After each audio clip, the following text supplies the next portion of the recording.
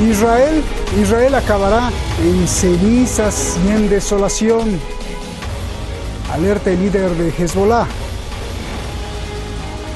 ¿Cómo y por qué pasaría esto? Ahora se lo digo. Pero antes, le recuerdo no perder de vista los planes siniestros del poder en las sombras de apoderarse de Oriente Medio. Una meta económica, geográfica, política, petróleo, vías de comunicación, energía y hasta una meta mística, profética. Una ambición que para una élite valdría la pena arriesgar la vida incluso de la humanidad por conseguir su deseo. El Líbano advierte, Irán no se toca, Israel en la mira y Donald Trump bajo amenaza. Soy Roberto de la Madrid y esta noche, desde el foco rojo del planeta, desde el lugar de la noticia, desde Oriente Medio, detrás de la razón.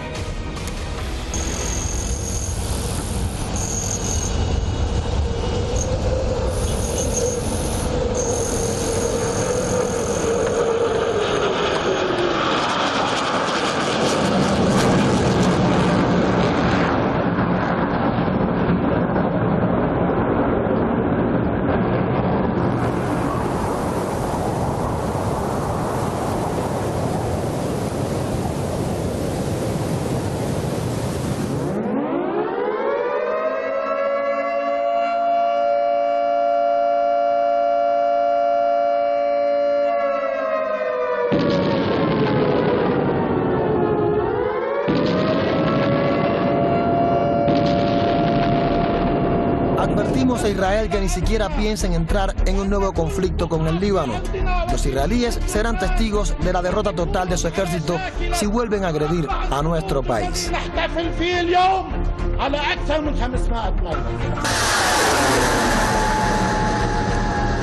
La advertencia de Nasrallah se realiza pese a que Israel cuenta con la cúpula de hierro, uno de los sistemas antiaéreos más sofisticados del mundo. Estos son los misiles y cohetes de Hezbollah del Líbano. Su líder, Hassan Nasrallah, asegura que tiene un arsenal de más de 150.000 misiles suficientes para borrar a Israel. Una nueva guerra contra el Líbano explotaría toda la región debido a las posturas del eje de la resistencia.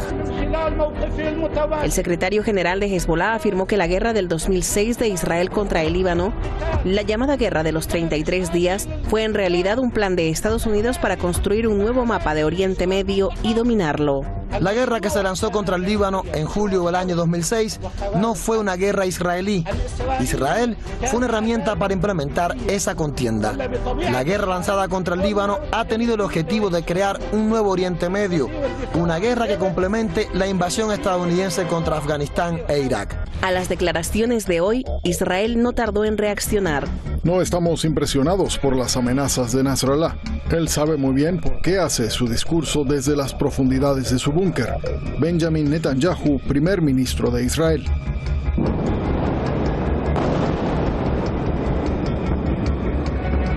En realidad, la guerra duró 34 días. El 12 de julio de 2006, Israel atacó el sur del Líbano. La guerra terminó en una tregua mediada por la ONU sin que Israel alcanzara sus objetivos. 13 años después, los israelíes saben muy bien en su conciencia. En sus investigaciones dicen que Israel es más débil que la tela de una araña.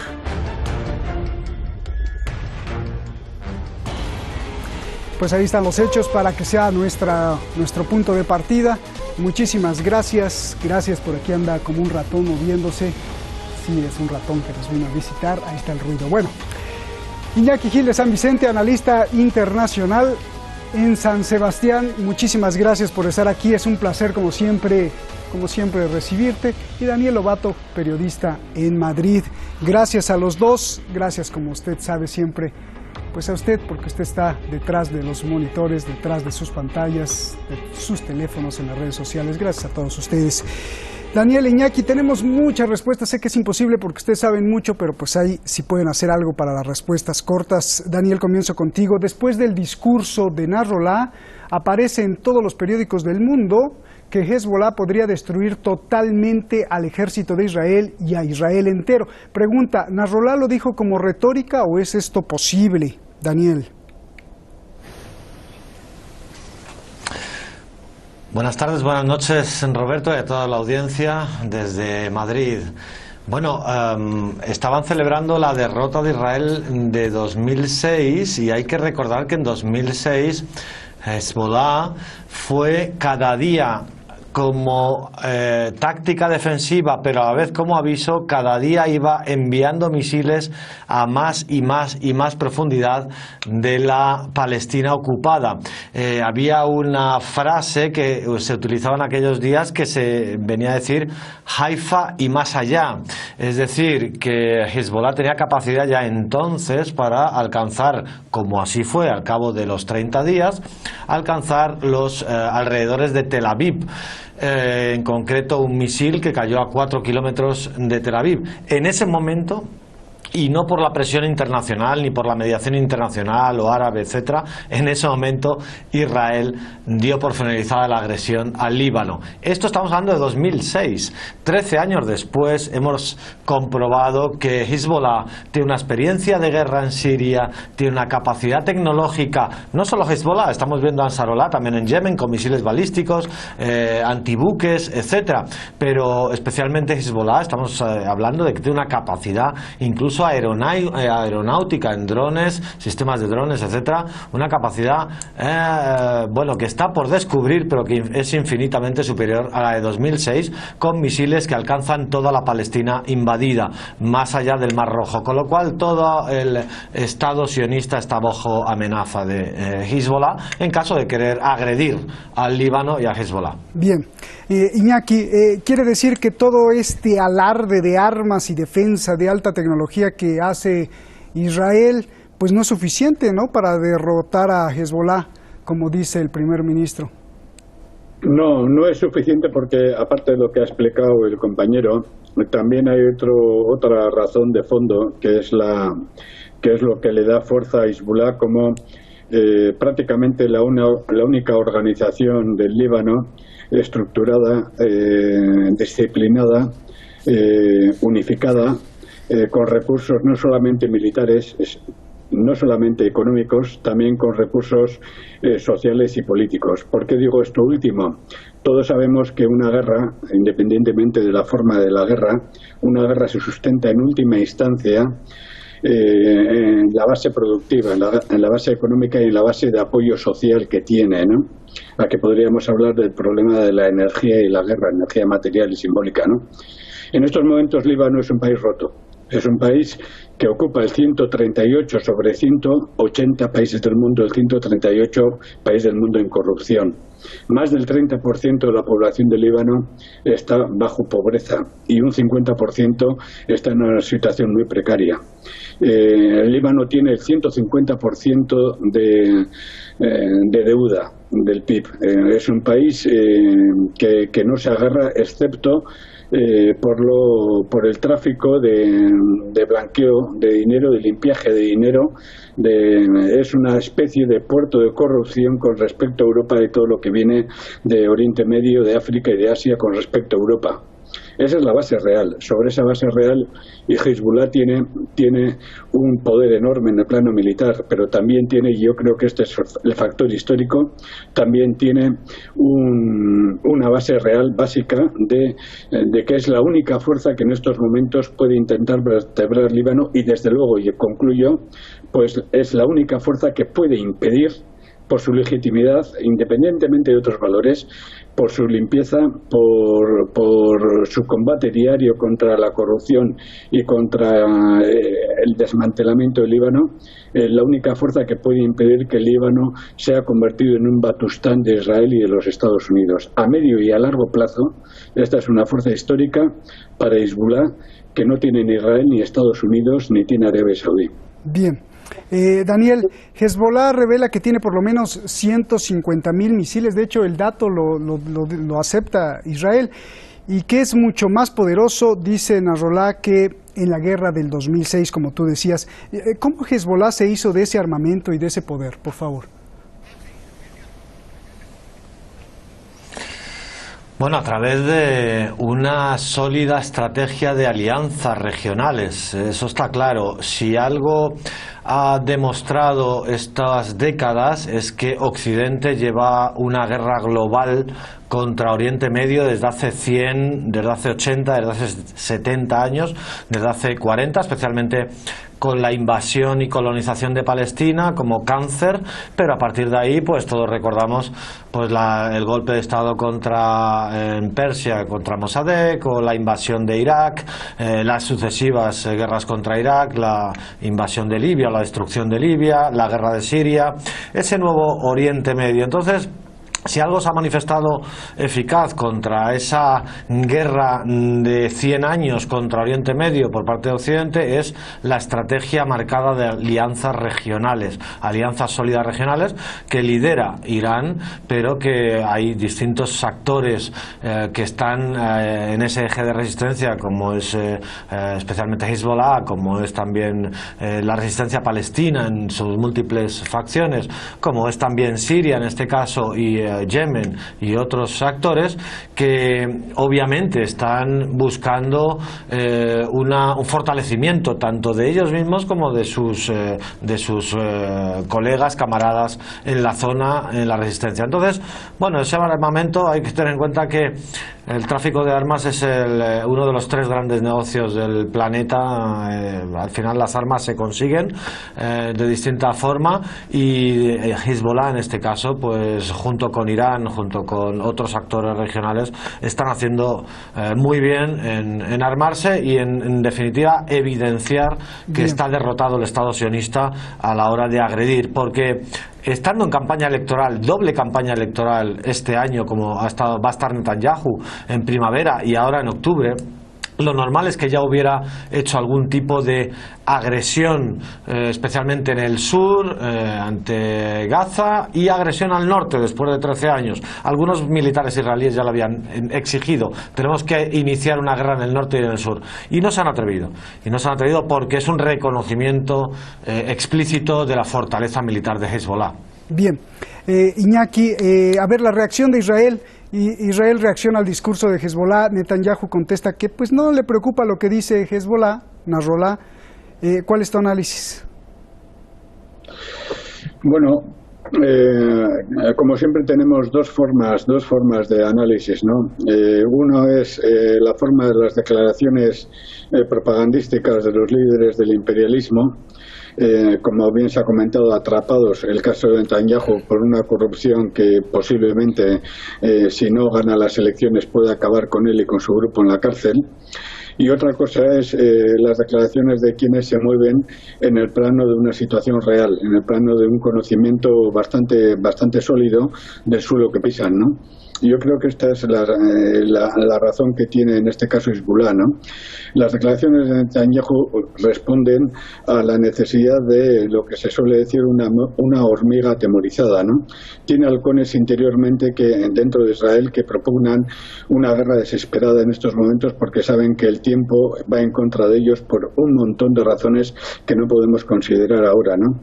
Entonces es como una lucha entre halcones cobardes y valientes en el sentido de valentía del opresor, del atacante injusto, que propugnan que cuanto antes ataquen más posibilidades tendrán de al menos arrancar algo, ¿no? Pero Netanyahu está cogido, como hemos comentado, ¿no? En el caso de Hezbollah también tienen a su favor digamos el transcurso del tiempo, ¿no? Y sobre todo tienen a su favor el hecho de que se está desmoronando poco a poco y hay ya una situación de múltiples frentes del padre de Netanyahu, el padre fáctico que es Estados Unidos y una gran parte de Europa o Europa en su conjunto, ¿no? Todo esto quita valor a las declaraciones de Netanyahu, pero desgraciadamente da valor y refuerza las declaraciones y los intereses militaristas, no solamente de los halcones israelitas, sino también del sector de Estados Unidos que quiere cuanto antes, sin perder más tiempo, llevar al mundo a un conflicto, a una serie de conflictos regionales, que les permitan más adelante estar en condiciones de conflictos mayores, ¿no? Yo creo que en el fondo lo que se está discutiendo discutiendo en Israel es por qué no optan, sí, por el sector más duro de los Estados Unidos para preparar una serie de conflictos regionales inmediatos que garanticen las posibilidades de conflictos posteriores más devastadores, o por aquellos que están esperando los resultados electorales para ver si evitan la cárcel. Bien, a ver, Daniel, pues Iñaki ya te puso el balón. Nasrallah alertó de una cuestión muy delicada: un conflicto con Hezbollah explotaría toda la región. Esto sería una guerra multinacional. Dame tu análisis, David. Claro, es que todo forma parte de un universo de múltiples dimensiones, como está diciendo Iñaki. Esto hay que entenderlo en un contexto, primero, de pérdida de hegemonía y de declive del tándem de los dos hermanos gemelos, Estados Unidos e Israel. Estamos en un momento ya en el cual su máximo auge pasó, el declive. El Estado sionista colapsará en unas décadas, está por ver en cuántas, pero colapsará como la Sudáfrica del apartheid finalmente. Pero en todo caso, y aunque estén en ese declive y estemos en un contexto de agresión, por ejemplo, contra Irán, con múltiples dimensiones, especialmente contra el Estado persa directamente, pero también en otra dimensión, que es intentar debilitar al Estado persa en esas alianzas sólidas regionales con otros actores estatales o no estatales. Entre los actores estatales pues tenemos el gobierno sirio, pero entre los actores no estatales fuertemente aliados de Irán tenemos a Hezbollah, tenemos a Ansarullah, tenemos otros, de nuevo Hamas, por ejemplo, que se ha unido de nuevo a esa alianza de resistencia, parece, ¿no? Entonces, claro, si quieres debilitar a tu enemigo, Estados Unidos e Israel han demostrado que contra Irán no pueden hacer nada. Han hecho un teatro esperpéntico, incluso con el tema del último petrolero, con el dron derribado por Irán, han demostrado su vulnerabilidad, con el portaaviones Kennedy retirándose del Golfo Pérsico ante el temor de ser hundido por un misil iraní. Entonces, el ataque directo contra Irán, de momento, no se queda más que en teatro y esperpento, y van a volver a ver si entre las alianzas regionales de Irán las pueden debilitar. Esto vendría a ser Hezbollah, vendría a ser un ataque contra Gaza, en Yemen profundizar esa guerra, o en Siria veremos qué pasa con las tropas norteamericanas en coalición con las israelíes atacando a tropas iraníes o Hezbollah en este caso, ¿no? Habrá que ver en esos espacios. En todo caso, y estando en un contexto de declive del imperio estadounidense e israelí en Oriente Medio, no hay que desestimar que, por supuesto, tiene una capacidad trágica el imperio de hacer un enorme daño.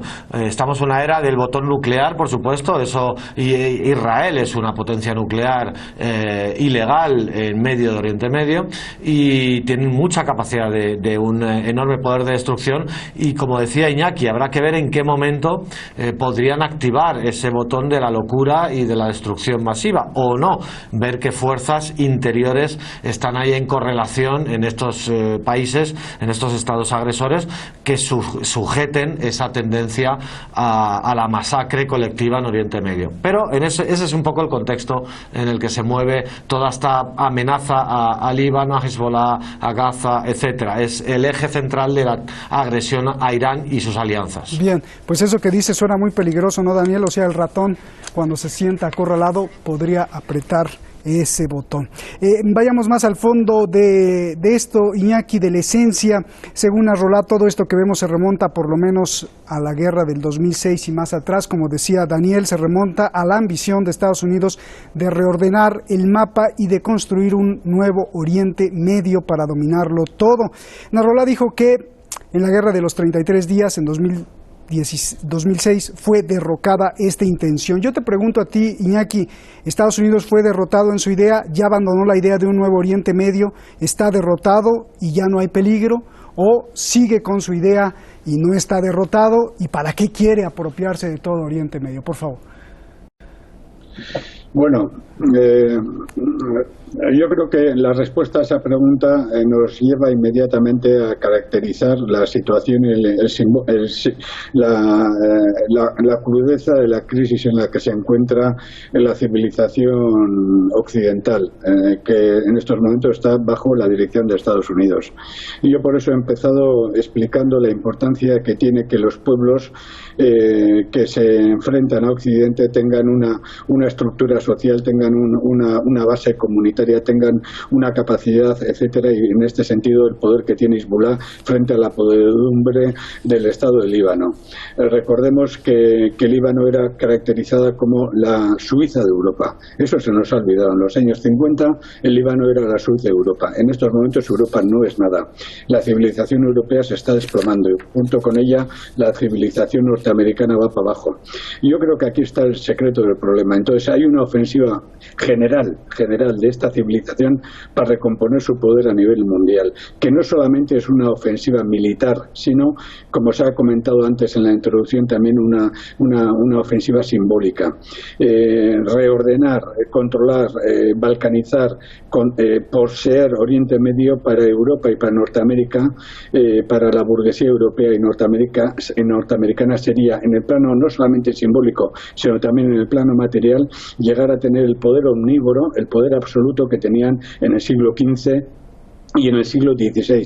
Para eso empezaron las cruzadas. Las cruzadas las empezaron para apoderarse de Oriente Medio, para insuflar en una Edad Media moribunda, insuflar las enormes riquezas de Oriente Medio, toda una potencia que había resistido al Imperio Mogol. Los europeos intentaron quedársela. A partir de ahí no han parado, no hemos parado, porque también me corresponde un poco de responsabilidad en ese sentido, ¿no? Entonces, en este sentido, lo que está pasando ahora es un paso más en un esfuerzo desesperado de la civilización occidental para mantener ese poder en la actual crisis de civilización. Y aquí está el núcleo realmente del problema.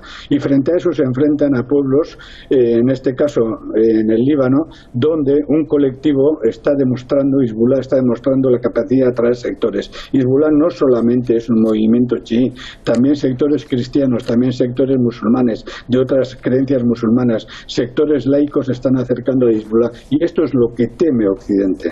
Y por tanto aquí está gran parte del plano simbólico material de este conflicto. Y si en estos momentos fracasan, harán lo imposible dentro de un futuro de readecuar las estrategias adecuadas para buscar otra forma de llegar a poseer, digamos, los secretos, podríamos decirlo, pues del libro sagrado. Bien, oye, Iñaki, pero ¿cómo será esa zona Israel-Palestina, ese enfrentamiento, ese conflicto, cuando las estadísticas demuestran dos cosas? ¿Cómo será esa zona, te pregunto, en 50 años? Que la población palestina está creciendo mucho más rápido que la israelí, y dos, que la sociedad israelí, sobre todo los millennials, pues están cada vez menos interesados en una guerra, no les gusta absolutamente nada de la nacionalidad ni el patriotismo, cada vez son más ateos y cada vez están más interesados en la tecnología. Iñaki, respóndeme rápido porque tengo que pasar con Daniel. 2 segundos. Primero, Kissinger ya dijo que sobraban millones de palestinos, lo dijo hace mucho tiempo. Y el capitalismo, hemos visto que Estados Unidos el capitalismo no tiene ningún problema en liquidar seres humanos. Segundo, que los millennials israelitas digan lo que quieran. Occidente tiene capacidad y tendrá más capacidad en su tiempo a la desesperada de surtir de armas mortíferas que necesiten pocos soldados efectivos, o los encuentran en toda la mafia oculta de ejércitos privados, de ejércitos narcocapitalistas, de ejércitos corruptos, etcétera. Al fin y al cabo, Israel es pequeño, Palestina es pequeño, y están demostrando que pueden y tienen capacidad para crear ejércitos mercenarios recurriendo al dólar, recurriendo al euro. Bien, gracias, Iñaki. Nos vamos, Daniel. Nasrallah reiteró todo el apoyo a Irán, advirtiéndole a Estados Unidos que ni se atreva a tocarlo.